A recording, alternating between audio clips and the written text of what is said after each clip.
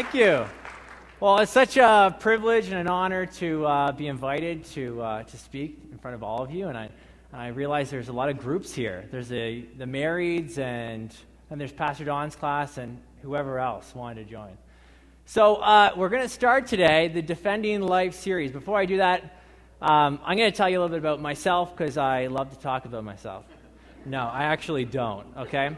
So all of my life, basically, or the last 11 years, are in these logos, believe it or not, which is pretty interesting. Like Don said, I've been going here for about 11 years, 12 years, something like that. So I'm 30 years old now, so that was when I was about 18, 19. I kind of missed the youth group days, but started coming around 18, 19. At the same time, started going to York University. So I eventually got my degree in physics and math. And I'm up here speaking about pro-life. Yeah, some of you are like, ooh, right?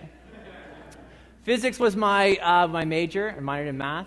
Then I went to Teachers College, UOIT. I did that for a year. So I'm a certified teacher, qualified teacher. The day after I graduated from Teachers College, I got married to my beautiful wife, who's on the screen. I won't point her out. She's in the room somewhere. It's like, where's Waldo? See if you can find her. This right here is my daughter, Juliana.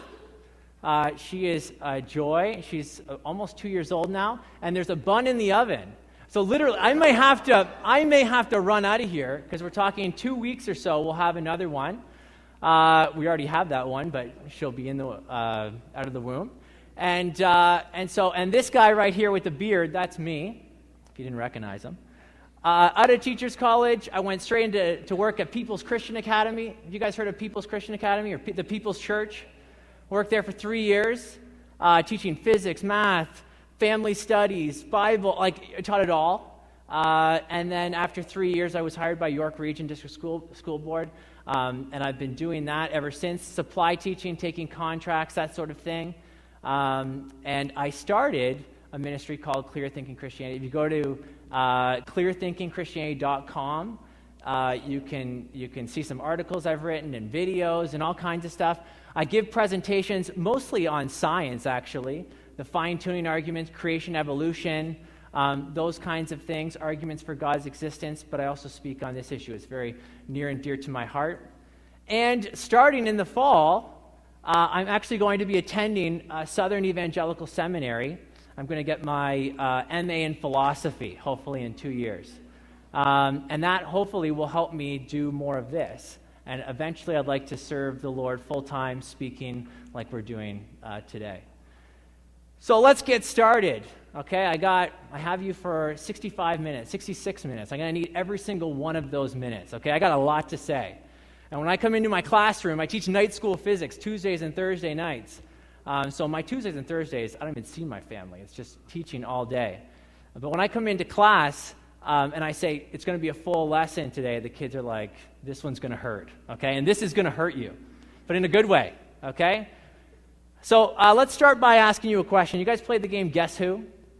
So I'm going to start by asking you to imagine someone in a very cramped space. It's pure darkness. It's hot. It's humid. This group of individuals is totally dependent on another individual for their survival. Someone that requires a long cord for their very sustenance. Who am I talking about? Oh, you're all wrong. I'm not talking about babies. I'm talking about these guys. Who are these guys? You guys don't know. These are actually the 33 Chilean miners that were buried underground, under 700,000 tons of rock. For 69 days, they were buried there. More than 700 meters below the surface of the earth. Now, this is very interesting because in this instant, their existence became a lot like the preborn child. They were completely dependent on others for their survival. And much like birth, they actually had to go through a very narrow canal to get out. Call it the Earth Canal, not the birth canal. You guys are awake. Perfect. But instead of parents waiting for their children to arrive, it was children who were waiting their parents to be reunited with their parents. And you can watch those very moving videos on YouTube. Now, it would be unimaginable for us to think about the world abandoning these miners in their time of need. It is even more unthinkable for us to imagine that we would just intentionally kill them because they're dependent on others. No one needed an argument. No one had to put together a 6-week course on defending the right to life for the Chilean miners, okay? Sure, they were completely dependent on others for survival. Yes, the rescue was going to be expensive. It was actually going to be about $20 million US to save these guys. Even so, nobody asked if they were wanted or unwanted. Nobody consulted their elderly mothers to see if they chose them to survive. None of that mattered. Governments and organizations from every continent on the face of the earth came together to save these men. And after 69 days, they did just that. But it's not so for the unborn. Why the double standard? Why do people jump to the rescue of the Chilean miners, but the very same Chilean miners in utero, in the womb, aren't worthy of life? We could just kill them. Why exactly, or when exactly, did the Chilean miners go from non-valuable human beings that we can intentionally kill to valuable human beings that we would literally move heaven and earth to save, respect, and protect? That's what we're going to spend the next 6 weeks looking at, okay? So here's kind of where we're going. Today, we're actually going to establish a foundation for the abortion debate. Next week, week 2, we're going to clarify and restore meaning to the word abortion. Week 3, and this is kind of my specialty, we're going to look at the scientific case for the pro-life position. Week 4 is going to be hard on the head. It's going to be a philosophical argument, and you guys need to come prepared for that. On week 5, we're going to look at the theological arguments. Believe it or not, there are whole books and websites devoted to saying that if Jesus were walking the earth today, he would be pro-choice, okay? And so we're going to look at what verses of Scripture do they use to back that up, and how do we respond? And then finally, we're going to answer street-level objections as well as the most philosophical, the most academic objections that are out there. And that'll kind of round out the 6 weeks. So it's my intention, I want this to be very clear right from the get-go, that I'm going to try to convince you that the pro-life position is true. That may sound strange. It's true. It really is true. And I want to train you to be able to give the case to some of your friends and family and strangers. Okay? So don't just keep this to yourself. What we want to do is take this into the world. All right? So where do we start? Well, there's actually 3 essential skills that you need to have to communicate the pro-life position. An organization called Stand to Reason, they're an apologetics organization in the States. They have come up with what they call the ambassador model. Paul says that you and I are ambassadors for Christ in 2 Corinthians 5:20. In the same vein, I think we are ambassadors for the pro-life position. First, a pro-life ambassador has to have a basic knowledge set. This is where we're going to spend most of our time together. It's for someone to make an informed decision on anything, including this issue, you got to get the facts right, okay? And so we're going to be looking at history, law, science, philosophy. We're going to look at the facts, okay? How many of us could name what law is in place in Canada that protects the unborn or doesn't protect the unborn? Is there a law out there in Canada? There isn't. We are one of 3 countries, China, North Korea, and Canada, don't have laws on abortion. One of those things is not like the other, okay? We're the only country, democratic country in the world that doesn't have an abortion law. We'll talk about that next week. Second, pro-life ambassadors need wisdom, okay? We need to be able to communicate our knowledge in an effective and persuasive way. This means we're going to use analogies, kind of like I opened up with, an analogy, illustrations that relate to people. We're going to look at the good questions we should be asking. We want to have a game plan. I think I'm going to try and give you a game plan for when you get into these kinds of discussions, okay? So we need wisdom. And third, we need to remember that character matters. Listen, if we're going to talk about love, you have to show love. If you want to talk about respect, you need to show respect, okay? Abortion supporters usually feel that we value unborn humans more than born humans. And we got to change that. So character matters.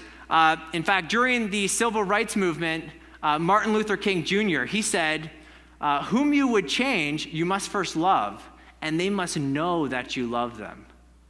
I've met people, and I've been there myself, where you're talking with someone, of course I love them. They know I love them. Do they really know you love them? And we got to remember that. So character matters. 3 essential skills: knowledge, wisdom, character. And this is going to help us change minds on this issue. And I said this in the video to advertise this series, because changing minds helps save lives. All right? So just how many lives do we need to save? That's a good question. In Canada, currently, and the last statistics are about 2005. Okay, they don't publish this stuff anymore because it's not very good. 100,000 abortions every year in Canada take place. That's 8,000 per month, 274 per day, 11 per hour, or that's 5 every minute. Sorry, 1 every 5 minutes. In the U.S., it's 1,200,000 abortions every year, and that works out to be about 1 every 30 seconds in the U.S. And you may be thinking, oh, they're so much worse than us. If you actually break down the numbers for population to number of abortions, it's identical, okay, whether you're in Canada or the United States. Well, what about the world? What about the world? Across the continent, across the globe, they estimate that there's probably around 40 to 50 million abortions that take place every year, okay? Let's just say 45. We'll split the difference. 45 million every year. That's 125,000 abortions every day. I had to go back and check these numbers because I was a little 125,000. And that works out to be, sadly, more than 1 every second. Every second. Abortion. In fact, if you want, you can go to the Worldometer website. World statistics updated in real time. Okay, this is a video. This is in real time. In fact, I checked it today, and they were at 15 million abortions worldwide. If you need motivation to pray for the unborn, and I've done this, go to the website and just turn it on and watch the numbers move, okay? And try not to be moved. And so, where do we go from here? These are the numbers. Well, we need to give our argument. We need to be prepared. Whenever you get into a conversation with people, especially people who don't share your view, it's imperative that you understand your opponent's view correctly. The last thing you want to be doing is accused of misrepresenting someone's view. This is a fallacy in logic. It's called a straw man fallacy, where you create an argument like a straw man that you can just push over. And we don't want to be accused of that. And sadly, the pro-choice position, most of their arguments straw man us. Okay, they argue something that we don't really hold to.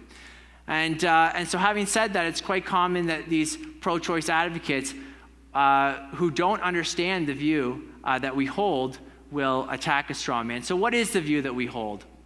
Well, basically, you need to memorize this, okay? You can get more sophisticated, and we might get a little more sophisticated than this, but this needs to be off your tongue. As soon as someone says, oh, you're pro-life, what do you believe? You need to say that as a pro-life advocate, I believe that it's wrong to intentionally kill an innocent human being, and that elective abortion intentionally kills an innocent human being. Therefore, elective abortion is wrong. If you can remember your address, you can remember this, okay? You can remember your postal code. You can remember this 3-step it's a syllogism, okay? If it's logically valid, which it is, and the premises are true, you can't escape the conclusion. It's inescapable. It follows necessarily from the premises that elective abortion is wrong there. We're going to go into this when we week 3 and 4. We're going to look at this argument in more detail. So, where do we go from here? Well, the problem with giving an argument like this is it assumes that people agree on logic and that they want to be logical, and it agrees that we're talking about the same thing when we say abortion is wrong. When we say the word wrong, we mean something very specific. And what's happened in our postmodern culture is that because they've embraced what we call relativism, that is, there is no truth, and they've embraced as a part of relativism something called moral relativism, which says there are no right and wrongs. There is no good and evil. There is no moral truth, no absolutes. And so because they've embraced this, they interpret what we're saying when we say abortion is wrong to mean something that we don't, and we're going to look at that today. And so they believe if you're a relativist, a moral relativist, there is no good, evil, there is no moral truth at all. So here are some examples. This is in our culture right now. Nick Cannon, you guys know the host of, what show is it? America's Got Talent. America's Got No Talent, what it should be called. Nick Cannon, he's a rapper. He's actually pro-life. In fact, his mother went to the abortion clinic and on the table changed her mind and left. And here's Nick Cannon today. And he wrote in his song, Can I Live? Where he's singing, his lyrics are like he's in the womb, he's asking his mom if he can live. He says, Mommy, I don't like this clinic. Hopefully you'll make the right decision and don't go through with the knife incision. Now, what do you think the culture did when he came up with this song? They went crazy. Why? Why do you think they went crazy? Because you can't say that there's a right decision and a wrong decision. It's what's true for you is true for you. Don't force your morality on me. In fact, they said, you can't say that. What are you, anti-choice? You can't force your morality on other people. You're a man, so you shouldn't be able to speak on this issue. We're going to look at some of those objections. Now, this doesn't happen for the rich and famous. In fact, I posted the video announcement that the team put together on YouTube. And this is actually the response I got right away. I'm going to have to read it off here because it's not on my screen. But this guy who calls himself WJ, he says, if you think that a woman's womb is more dangerous than life in Afghanistan, which I made the claim in the video, it's time you left the comforting walls of your church and had a look at the real world. Wake up, son. Now, this isn't my dad speaking. He's saying son like... Now, here's what I want. I underlined it on here. Whether you like it or not, remember that. Whether you like it or not, abortion is necessary for some people, and they should have the right to do. Watch how many times he says should. They should have the right to do it. You should think about keeping your, in capitals, mouth closed and not forcing your idea of morality on other people. This is such a common response. This is so common. Now, we're going to address this, but listen, as soon as someone says, you shouldn't force your morality on other people, what's he doing? Now, I could have gone there. I don't get into discussions on YouTube, okay, as kind of a matter of principle. So I just said, thank you for your comment. I will be quoting you directly in this series, so here I am. Actually, he deleted his comment after I wrote that. Luckily, I had screenshotted, and so we're good. So hopefully he watches this video. Listen, if you're taking notes right now, because I'm going to fly through some slides, I actually have like 50 some odd pages of notes, and I will put them as a PDF. Maybe we'll get them on the church website or something, and you can just click on it and print and go there, okay? So I'm going too fast. You got every single word I'm saying in there. So as we begin, I hope you can see that truth matters, okay? Truth really does matter. It's not a side issue. It's vitally important to what we're talking about today. In fact, this reminds me of a story of a professor. His name's Frank Beckwith. Oh, I have a stack of books I'm going to recommend to you guys. And Frank Beckwith, he's written a book called Defending Life, the same as this series. He's a philosopher. He's teaching a class on truth and ethics at the University of Nevada. And he had a relativist in his class.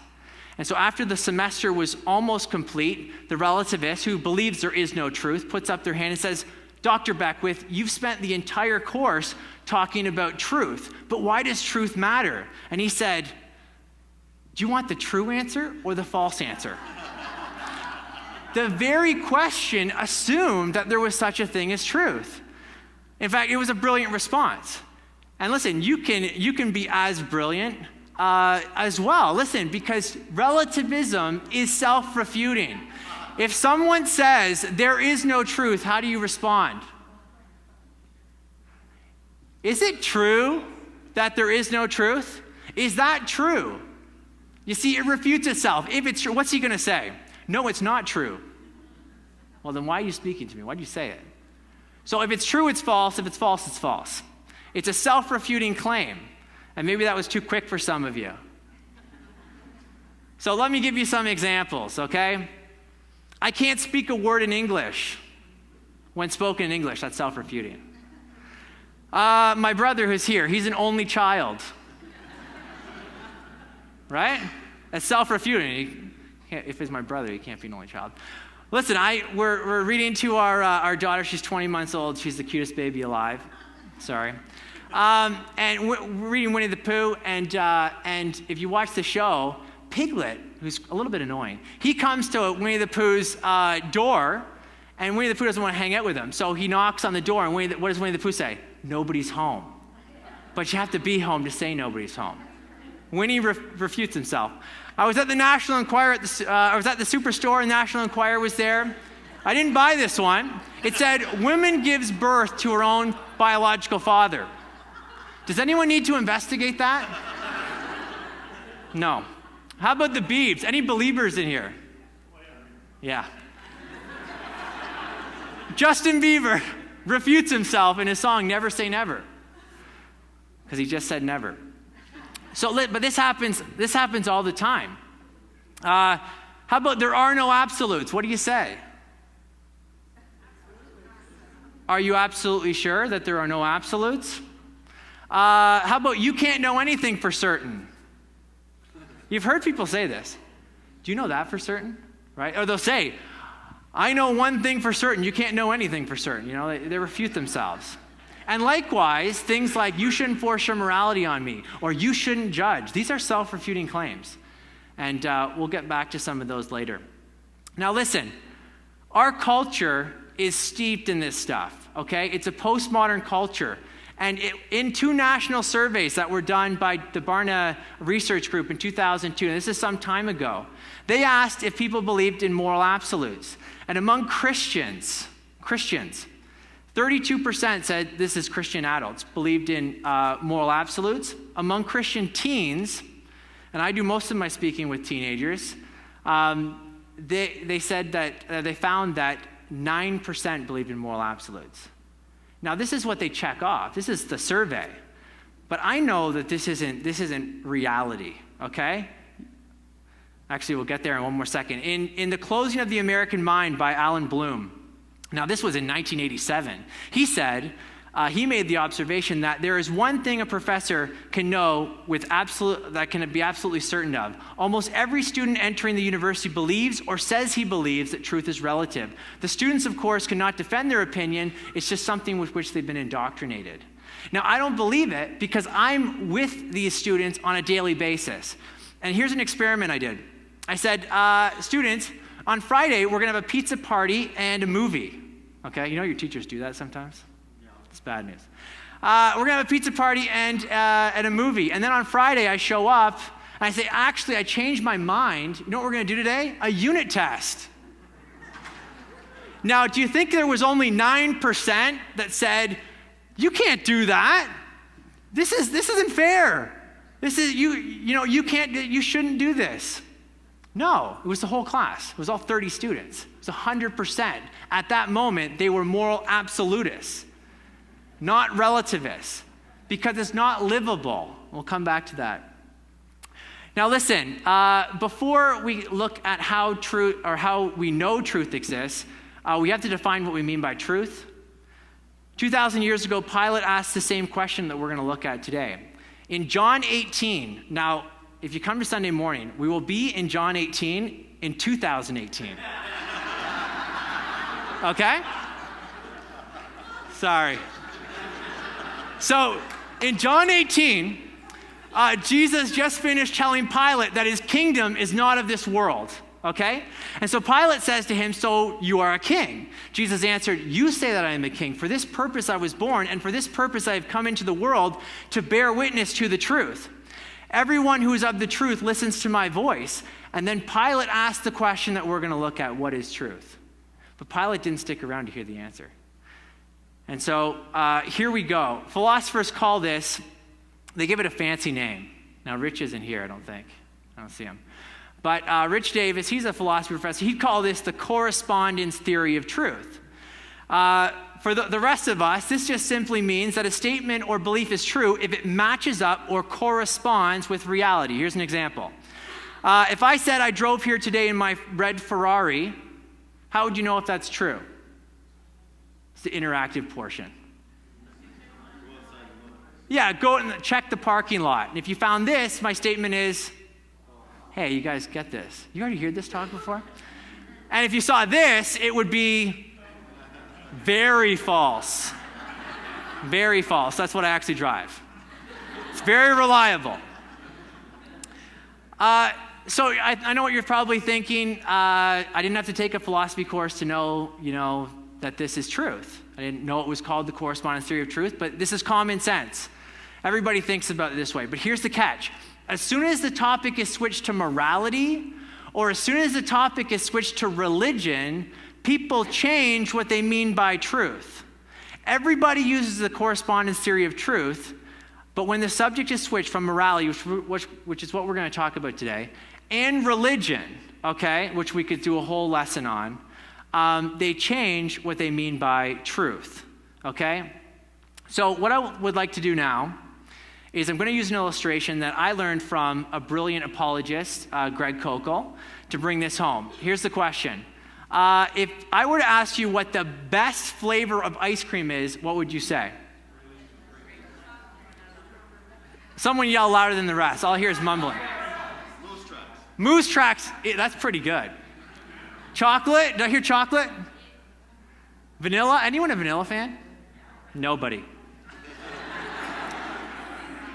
Strange person who likes vanilla. Actually, you're all wrong. You're all wrong. Hate to break it to you. Butterscotch Ripple is the best flavor of ice cream.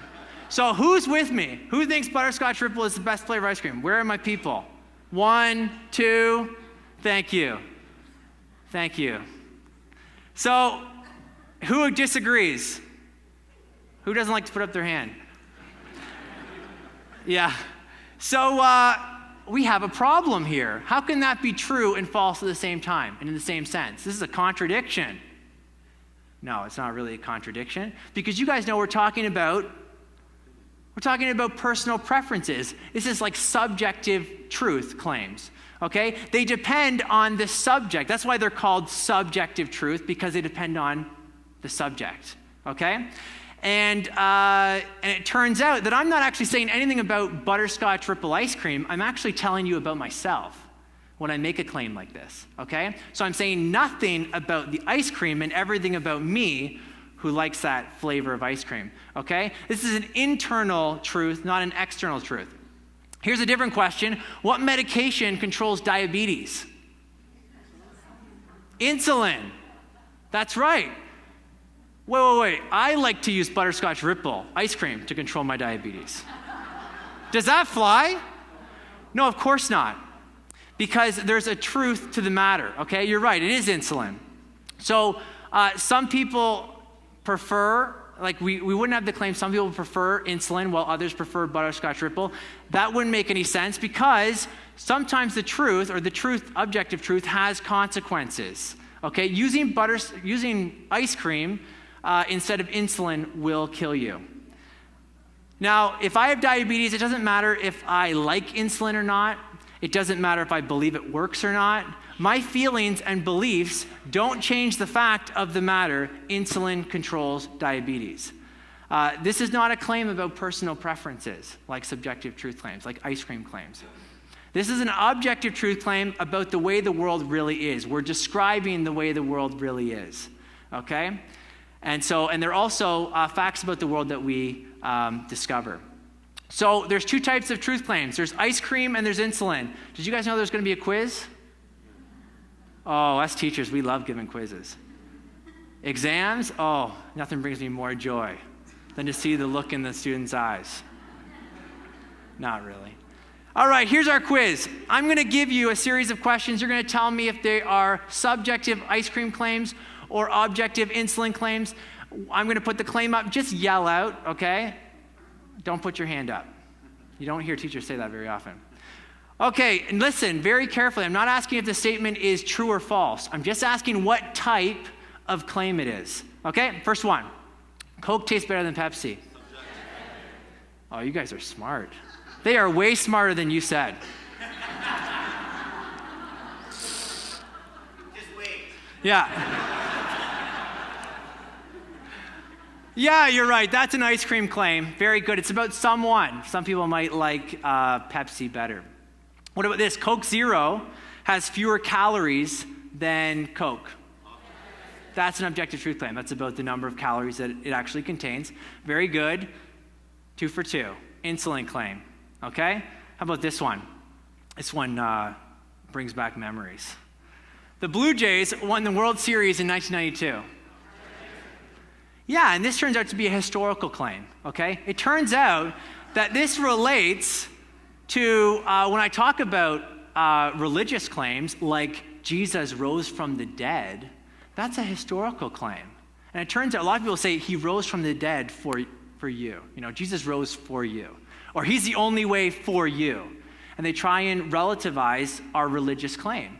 But in fact, that would be a historical claim. And so historical claims are insulin claims. All right. How about this one? Uh-oh, I'm in a biased audience here. Cedarview Community Church is the best church. That is an insulin claim? No. That is an ice cream claim. As much as we'd like it to be. It doesn't matter how much you want the claim to be an insulin claim, it doesn't make an insulin claim. How about this one? Ooh, tough one. Pastor Don can bench press 200 pounds. What is it? Insulin? Ice cream? See, I heard some ice creams. Listen very carefully, though. It is objective. Now, it turns out it's a fantasy claim. It's a third category. I'm losing control here. It turns out that this is an insulin claim. Now, we could get up on the front here, set up a bench press, and Pastor Don could show us that he could bench press 200 pounds. Now, if he couldn't, it wouldn't change the fact that it's an insulin claim, okay? It's really important that you get that, okay? So whether we know it's true or not has no bearing on what type of claim it is, okay? And so that's insulin. We got a couple more here. This one, I'm trying to throw you off with this one. The Earth is the center of the solar system. Subjective? Yeah, you guys are starting to get this. This is an insulin claim. It's a scientific claim. It's a false insulin claim. Notice whether it's true or false doesn't bear on what type of claim it is, okay? The sun is the center of the solar system, and so it's false. But it is still an insulin claim. Now, here's the one that gets people. Abortion is wrong. Oh, did I already move it over? I ruined it. I've been at churches over and over again and put up, is abortion wrong? And I hear more ice creams than insulins, okay? More, and this is in churches. And that's because we are seriously confused about the status of morality. Okay, are moral claims dealing with objective reality that exists in the external world outside of our thinking, or are moral claims internal preference claims about what we like and don't like? And I would argue, and I will argue tonight, that they are insulin claims. Okay, let me give you an example here. Very common slogan that you'll hear in the pro-life debate. It goes like this: if you don't like abortion, don't have one. Now, I put this on my Facebook. This was a couple years ago. I just wrote something like abortion is wrong, something to do with abortion. And one of my teacher friends wrote, if you don't like abortion, don't have one. Very educated person. And so how do you respond? Because you see what they're doing. They've taken your claim and they've turned it into a preference thing, likes and dislikes. I didn't say I don't like abortion. I don't like abortion. But that's not what I was saying. I was saying it was wrong. So I said, are you against slavery and are you against spousal abuse? And of course, she said, what kind of question is that? Of course. And then I said, if you don't like slavery, don't own a slave. If you don't like spousal abuse, just don't abuse your spouse. And notice how this is exposing the absurdity of her claim. And she said, but slavery and spousal abuse are really wrong. What do you think I said? Exactly. So is abortion. Okay? And so they've confused the type of claims. They'll take your claim and turn it into a preference claim, which is not the claim that you're making from the start. And so my friend was assuming that morality was like ice cream, just a matter of personal opinion. If you don't like abortion, don't have one. If you don't like chocolate, get vanilla. If you don't like chicken, get the steak. If you don't like the Leafs, watch Ottawa. It's the only option now. Watch Boston? I don't know. As if that's still, it's too soon. It's too soon. Isn't it? We got to let that heal. As if the question of morality, the morality of abortion, was just a subjective claim. Notice how applying the same slogan to immoral acts of slavery, spousal abuse, that exposes the confusion of the type of claim, the confusion of what claim we're using. Objective claims like slavery is wrong is different than the type of claim that I just don't like slavery, okay? And it's the same with abortion. Was my friend against slavery and spousal abuse because she just didn't like it? Of course not. She thought they were objectively wrong. The wrongness of slavery and spousal abuse is not the kind of thing that can be true for you, but not for me. It's wrong for everyone.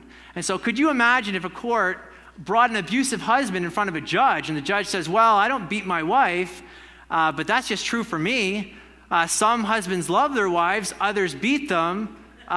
He can do whatever's true for him. Who am I to judge? Could you imagine that? No, of course not. And so that's the first type of claim you guys need to be. It's the most common. If you don't like abortion, it's on bumper stickers. It's on T-shirts. If you don't like abortion, don't have one.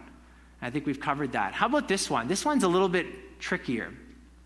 I'm personally opposed to abortion, but women should have the right to choose. Now this one you hear, it's from politicians, which I'm going to show you a quick video here. This is sometimes called the modified pro-choice position. It sounds very politically correct, since you're not forcing your morality on anybody. But what we're going to see is it's actually, again, confusing the type of claim we're making. So here's a quick video. What's your view of abortion? I believe that life begins at conception, and abortion under no circumstances, and here's why.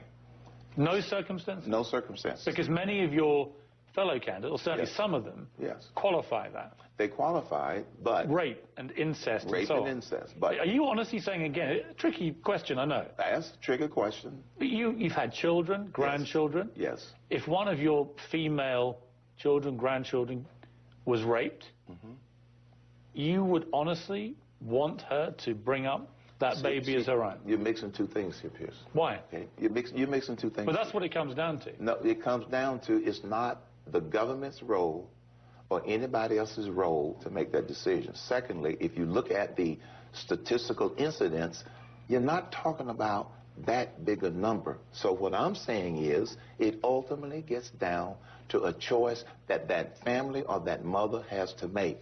Not president, not some politician, not a bureaucrat. It gets down to that family. And whatever they decide, they decide. I shouldn't try to tell them what decision to make for such a sensitive. He starts by saying, I believe that life begins at conception and that abortion under no circumstances. So right off the gate, I'm with this guy. This is Herman Cain. He ran for the Republican candidacy. He wanted to be president. Didn't make it. He finishes his dialogue, and you can watch this on YouTube, by saying this. What I'm saying is it ultimately gets down to a choice that the family or that the mother has to make. Not me as president, not some politician, not a bureaucrat. It gets down to that family. I can have an opinion on an issue without it being a directive on the nation. The government shouldn't be trying to tell women everything to do, especially when it comes to social decisions. Now, this is not a social, this is a moral decision that they need to make, okay? So here we have, he comes out and says, I'm personally pro-life, and then he backtracks and said, I'm not going to force that on anybody. Let's look at that in more detail here. So again, just in the previous example, the slogan confuses a type of claim, okay? The slogan only makes sense if it's referring to an amoral issue. Like, I'm personally opposed to Brussels sprouts, but I believe everyone has the right to eat them. Okay, that would make sense. But watch what happens when we apply the exact same claim to other immoral acts. For example, I'm personally opposed to gassing Jews, but I believe everyone should have the right to choose.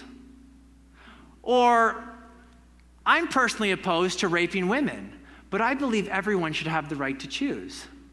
See, taking something like an immoral act that we all agree is wrong and applying it to this statement shows the absurdity of such a claim. Or again, I'm personally opposed to human slavery, but I believe everyone should have the right to choose. Now, so there's a huge problem. They're confusing the type of claim there. Here's how you respond. If someone says something like this to you, here's how you respond with a question. Ask, why do you personally oppose abortion? It's a good question. Herman Cain, why do you personally oppose abortion? What do you think he's going to say? Why would anyone oppose abortion? Yeah, he's probably going to say, well, why is it wrong?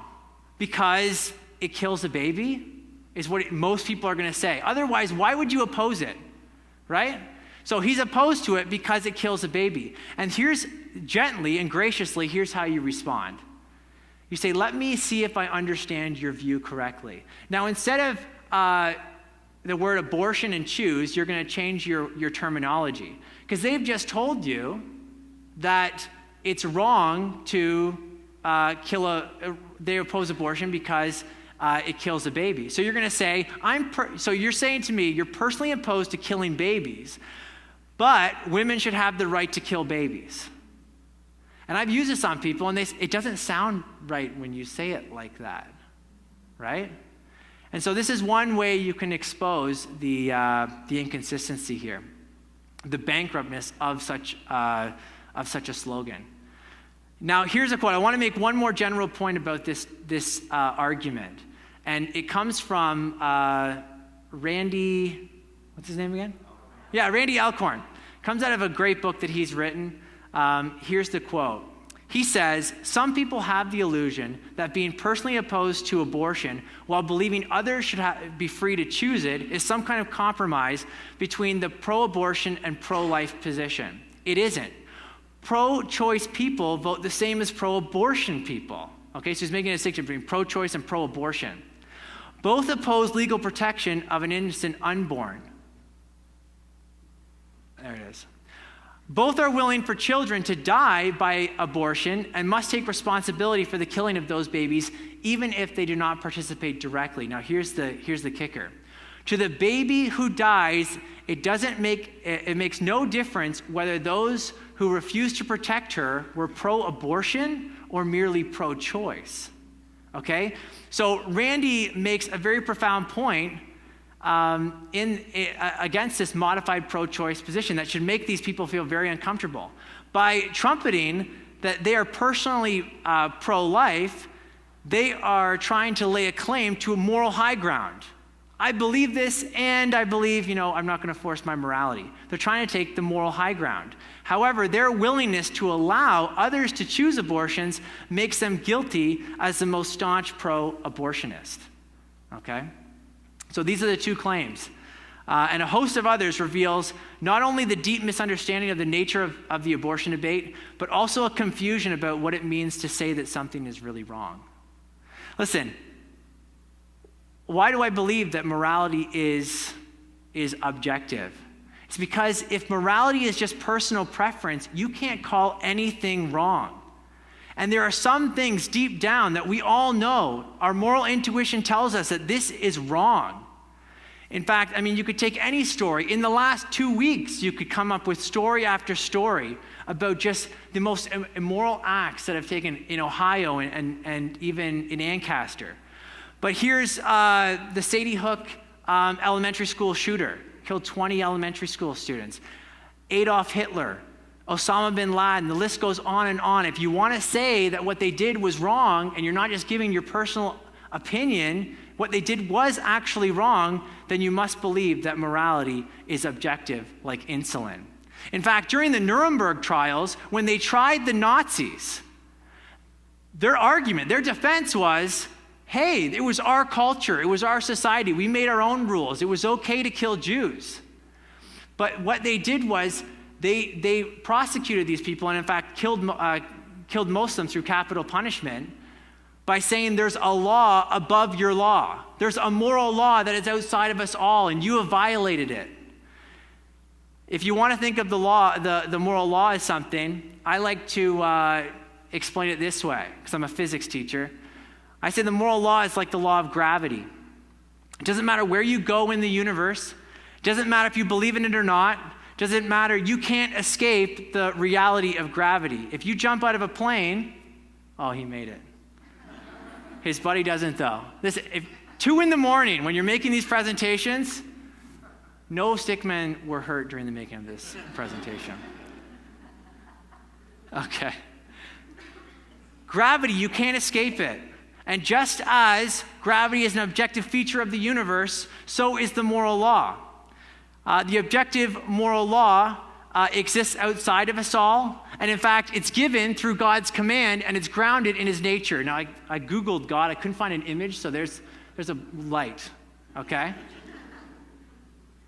And so it's given through, so in fact, God's existence can be proven, which we'll look at in a second, by the reality of this objective nature of morality. Another way to think of it is like this. How do you know a good bowler from a bad bowler? The score, right? So let's say this guy's got a score of 186. Is that a good score or not? It's pretty good. It's better than my score. But here's how most people would judge their score. They'd say, hey, I'm a way better bowler than so-and-so, right? He only has 97 or whatever. But that's just like us, right? If you do any evangelism, they got a great evangelism course here. You ask someone, are you a good person? The classic response is, yeah, of course I'm a good person. I'm better than so-and-so, right? So the guy who goes to church but steals, music off the internet, he could say, well, I'm not as bad as the guy who steals like TVs and cars, right? And the guy who steals TVs and cars, he can say, well, I never hurt anybody. I just take stuff from people. And the guy who hurts people says, well, I don't kill people. And the guy who kills people says, oh, I don't kill lots of people. And the guy who kills lots of people can say, I'm no Adolf Hitler, right? You can always, who does Hitler judge himself to? You can always find someone who's worse off than you. That's not how you do it. What you want to do, if you want to know a good bowler from a bad bowler, if you want to know you're a good person or not, you have to appeal to something outside of yourself. And that would be an objective standard. In bowling, it's 300, okay? So that's another way to think of the objective standard that's outside of us all. And likewise, the only way to know right and wrong is to have this objective standard. Now, the Bible says we all know this standard. The Bible says it's written on our hearts, in fact. In Romans 2, Paul's writing, chapter 2, verse 14 and 15, says, for when the Gentiles who do not have the law by nature do what the law requires, they are a law to themselves, even though they do not have the law. They show that the work of the law is written on their hearts. Okay, so we all know, and that's why appealing to someone, when you're talking to someone, you can just bring up something, an atrocity of some kind, and say, don't you agree that that's evil? I mean, we're not just talking about our preferences here. Isn't that act really evil? Now, one objection I've gotten, and so I'll bring it up here, people might say, yeah, but if everyone knows morality, as the Bible says, then why are there different groups, or why do different groups have a diversity of moral opinions? This guy here says, Hadley Ark, he's He's a pro-lifer. He's a opponent of moral relativism. He says, in one society, a widow is burned on the funeral pyre of her husband, while in another, she's burned on the beach in Miami. Suntan. In one society, people complain about to the chef about the roast beef. In another, they send back the roast beef and eat the chef. Now, there's some differences in moralities. Does that mean that morality is now relative? Think about the logic of this. If half the people in this room said the earth was flat and the other said that it's round, would that mean there's no truth about the shape of the earth? No, of course not. It just means one of you is wrong. Okay? And in fact, we could spend a lot of time on this. C.S. Lewis said most of these so-called different moralities are really just superficial differences. When you get down to it, they at the bedrock, at the foundation, they all actually have the same morality. Okay? It's just the behavior is shown in a different way. Okay? And so that's all I'll say about that for now. If you have questions, we can talk about that later. Actually, if I time this right, there won't be time for questions. If you want to know what someone truly believes in their hearts about the status of morality, it's not by what they say, it's not by what they do, but it's how they want to be treated.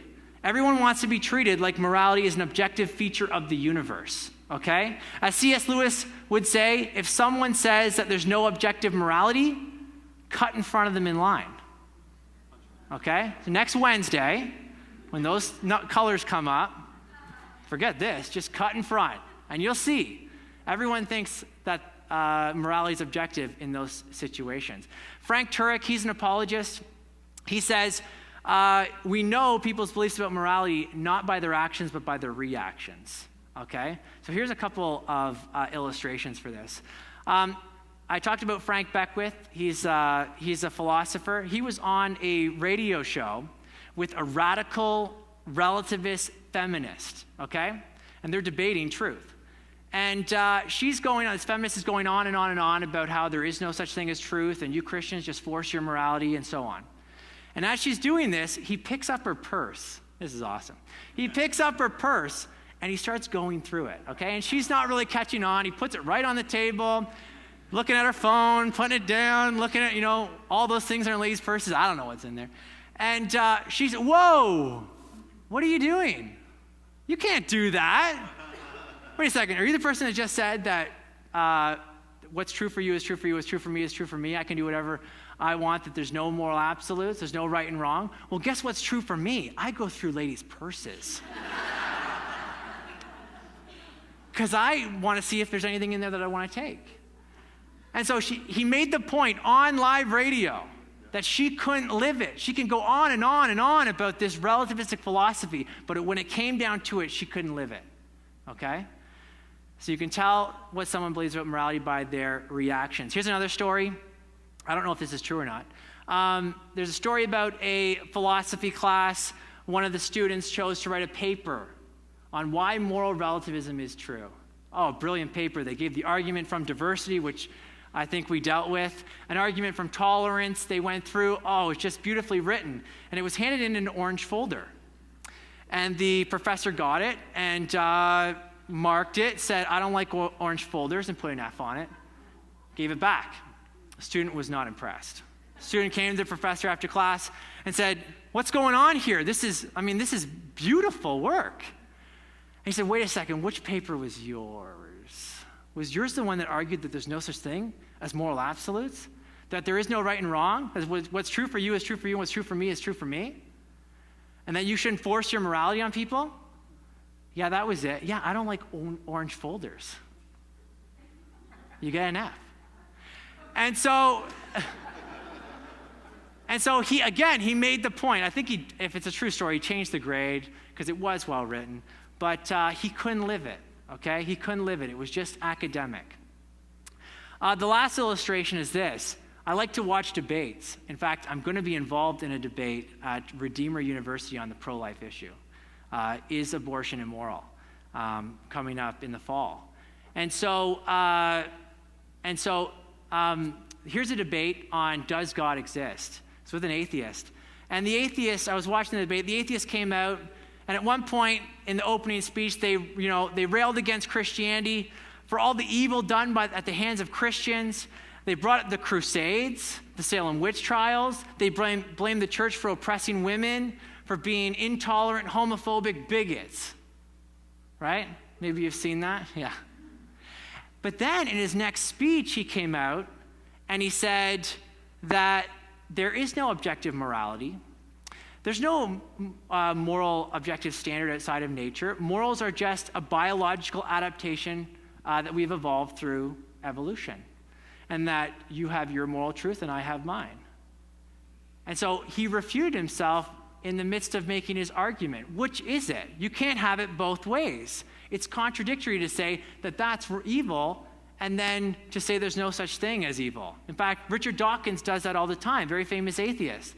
He says that we're all just products of evolution and that we dance to our DNA is how he puts it exactly in his book, The Blind Watchmaker. And so if we just dance to our DNA and there's no good and no evil, is what he says, how can he write another book called The God Delusion, which spends half the time arguing that Christianity is immoral?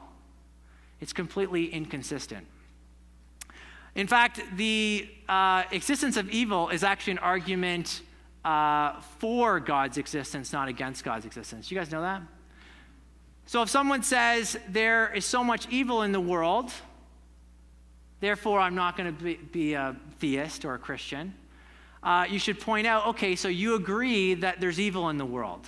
It's not just ice cream. It's not just personal preference. Like, you think there's real evil out there. They're going to say, yeah, of course I do. Look at all the evil in the world.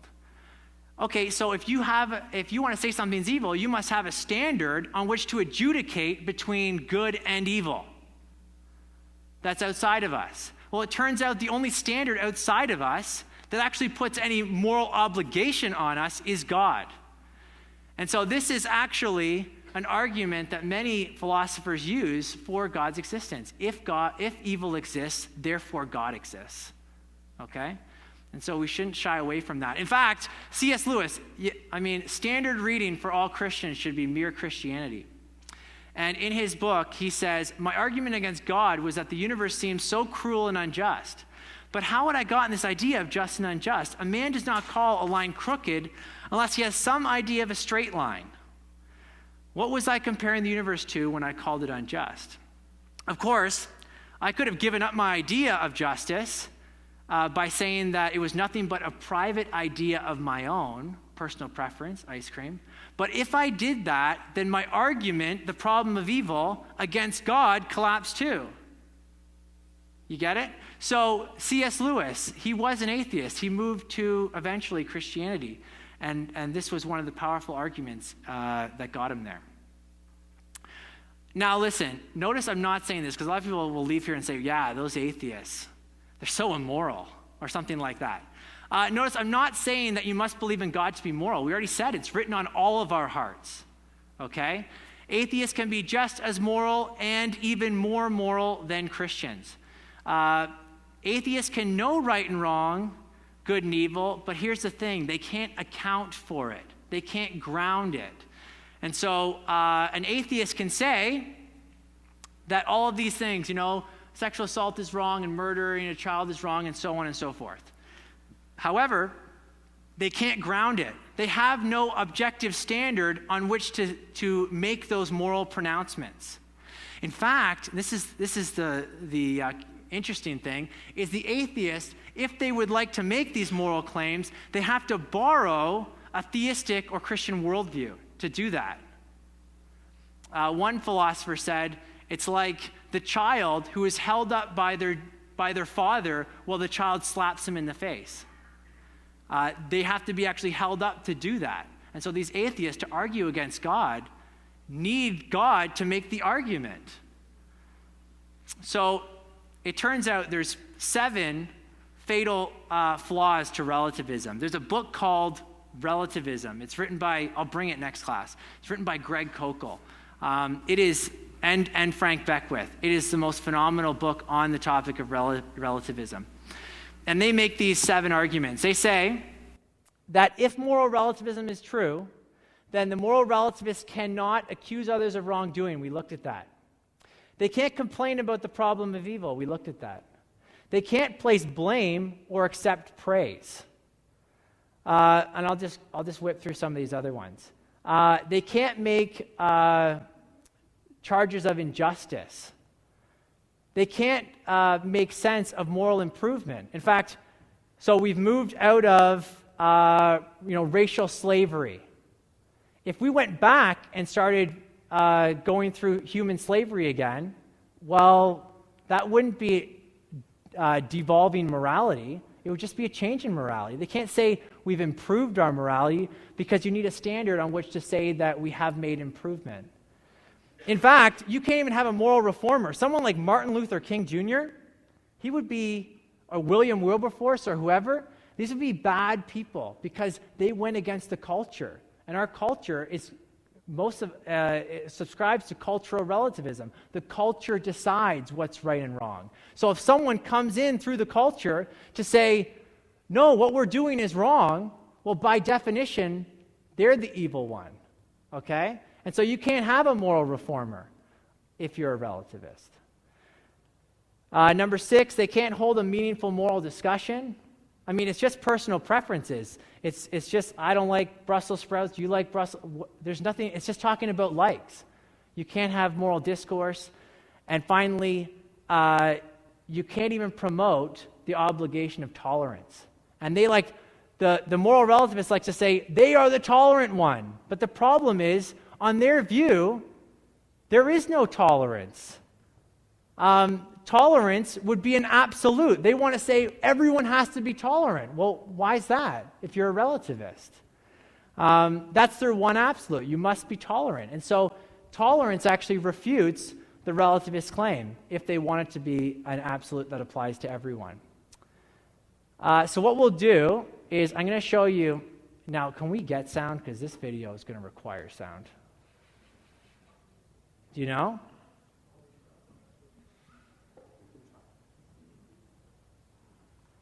So I want to do a little case study. I want to show you guys a video that might actually irritate you. It's a discussion between a pro-life advocate and a pro-choice advocate. Okay? In fact, the pro-choice advocate's holding a sign, so it's not like they were surprised. They're the ones who are, ready to do battle, as it were. They're the ones who are ready for a discussion. And so a pro-life advocate comes up with a camera and starts asking just some very basic questions. Okay? And so what I want to do is try and use this. And are we going to try it? No? Okay, we're not going to try it.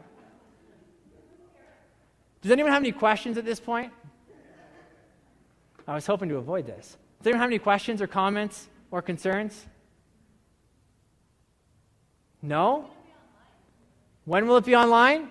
Talk to Mr. Derek. Probably soon. The notes will be online ASAP. Can I try it? Okay, let's see. Here we go.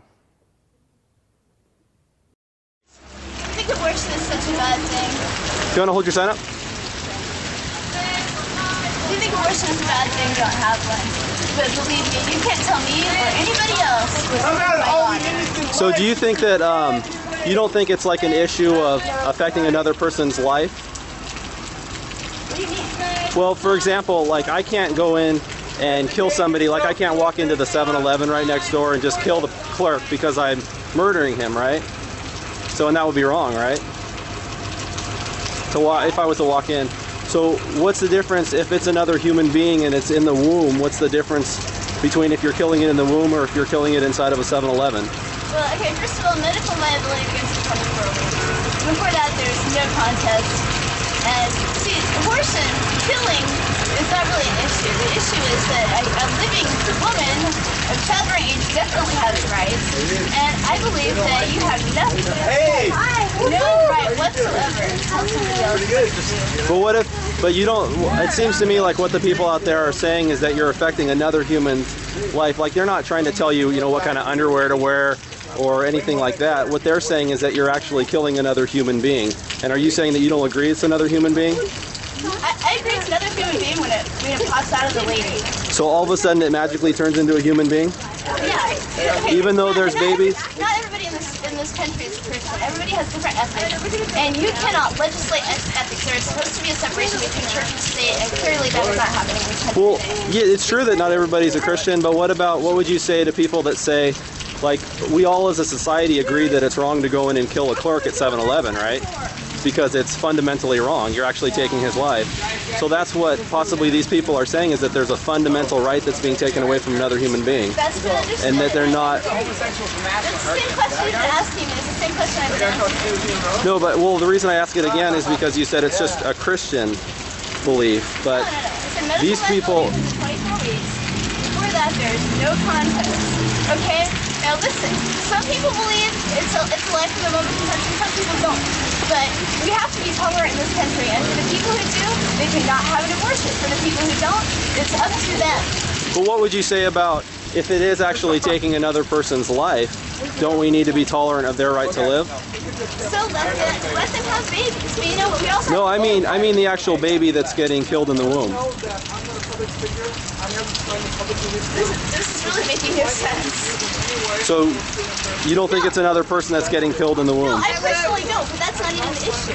But if they were to prove that it was a viable life, then you would change your mind on abortion? No, I wouldn't. Because you feel like a person should have a right to kill? The woman's right is paramount in this case. The woman's right is absolutely paramount.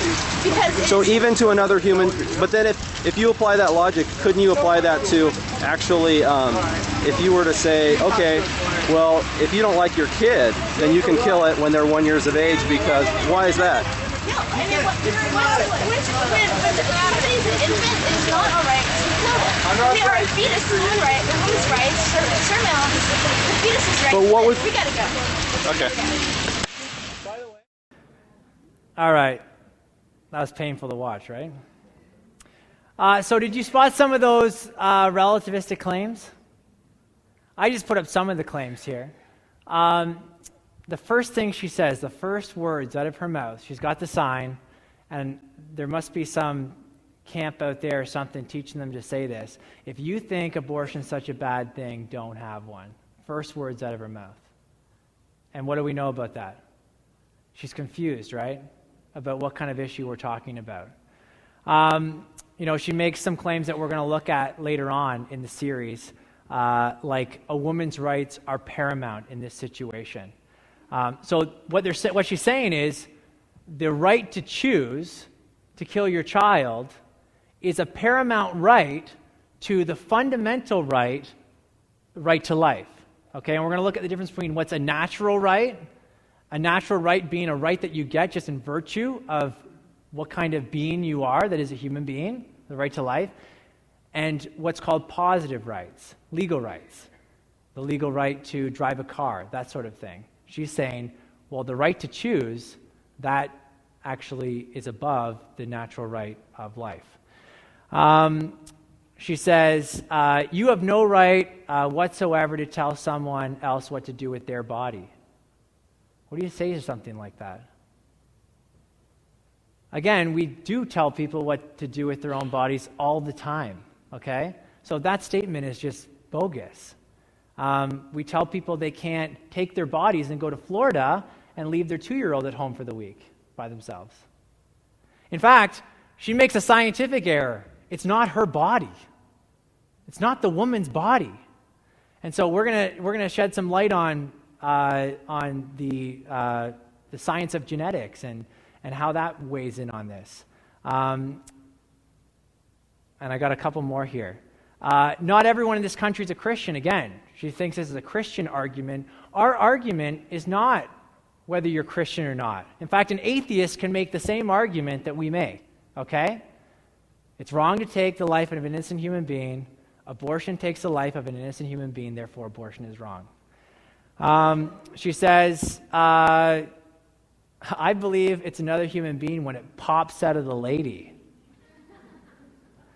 And like this kind of argument is actually in the system right now, in the court system right now. In fact, if you've been following this case out of Cleveland, the ladies who were actually confined for the last 10 years, they want to seek the death penalty because he forced a miscarriage 5 times or something like that with the one girl. So he got her pregnant, and then he forced, well, wait a second. Who's the victim in that situation?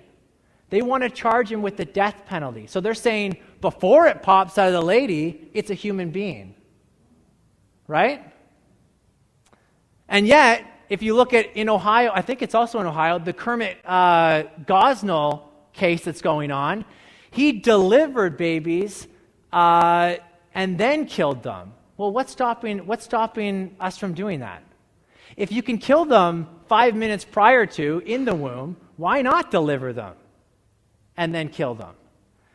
And so you're seeing these types of arguments. I know it sounds funny from this teenager, I don't know if she's a teenager, 20-something-year-old, but this is the kind of arguments that we're having in our culture.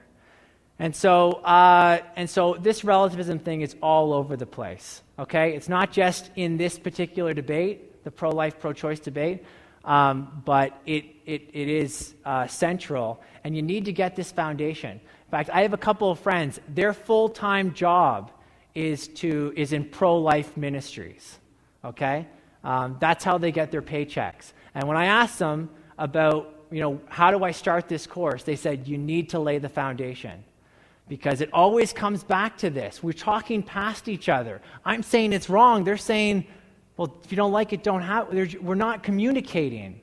And what you need to do, and I hope I've done, given you something to think about, something to chew on, when you get into discussions, you need to be aware that this is going on and aware how you can bring it back to this discussion of objective versus subjective morality, ice cream versus insulin. And I'm over time by 1 minute, so I got to let you go. So thank you all for coming.